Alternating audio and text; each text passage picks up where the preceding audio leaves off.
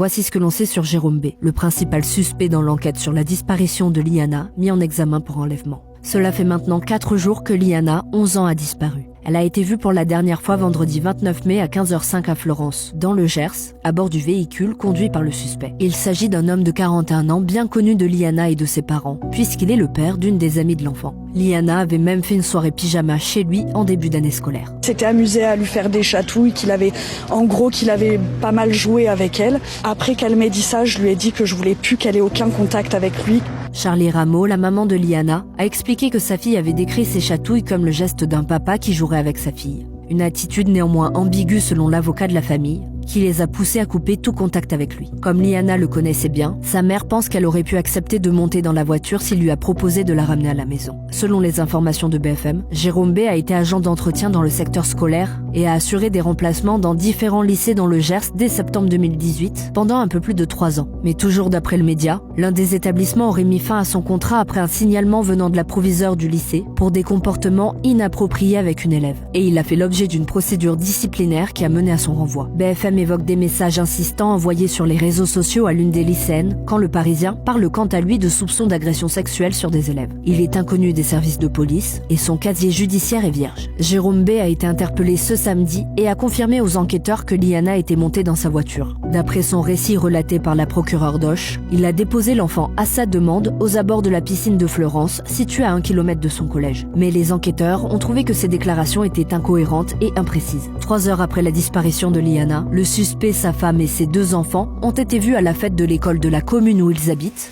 de 18h15 à 20h, et selon les habitants interrogés par le Parisien, ils semblaient tout à fait normaux. Sa garde à vue a pris fin lundi 1er juin, et il a ensuite été mis en examen pour enlèvement et séquestration de mineurs de moins de 15 ans, puis placé en détention provisoire. Lundi soir au tribunal d'Agen, devant le juge, le procureur Olivier Naboulet a expliqué que l'homme a refusé de s'exprimer et de répondre aux questions lors de son interrogatoire de première comparution. Le magistrat a aussi précisé qu'un juge d'instruction ne peut mettre en examen que les personnes à l'encontre desquelles il existe des indices graves ou concordants, rendant vraisemblable qu'elles aient pu participer comme auteurs ou comme complices aux infractions reprochées. Les recherches se poursuivent ce mardi aux alentours de la commune de Florence. Une rivière est actuellement en train d'être sondée par des plongeurs dans l'espoir de retrouver des traces de Liana.